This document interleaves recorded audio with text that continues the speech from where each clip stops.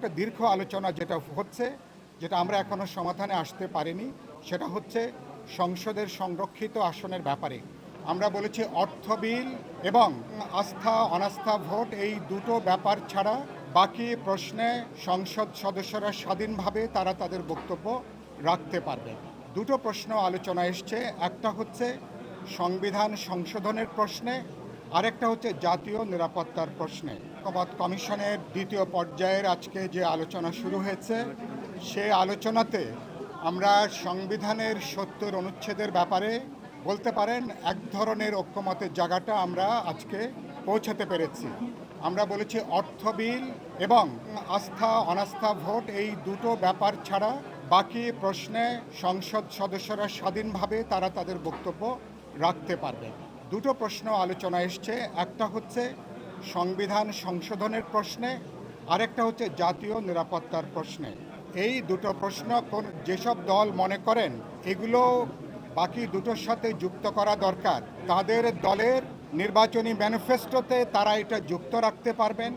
তারা যদি নির্বাচনে জয়লাভ করতে পারেন, পরবর্তী পার্লামেন্টে যে আস্থা ভোট এবং অর্থ বিলের পাশে সংবিধান সংশোধন এবং জাতীয় নিরাপত্তার বিষয়টাকে যুক্ত করে 4টে বিষয় তারা যুক্ত করতে পারবেন।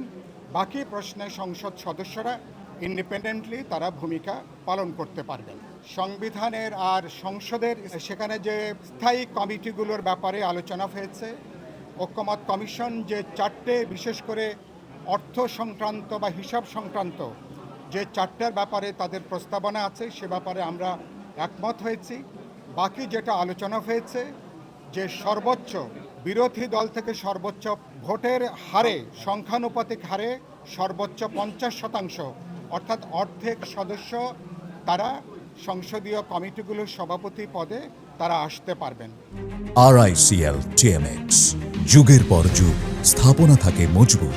আর পরে একটা দীর্ঘ আলোচনা যেটা আমরা এখনো সমাধানে আসতে পারিনি, সেটা হচ্ছে সংসদের সংরক্ষিত আসনের ব্যাপারে।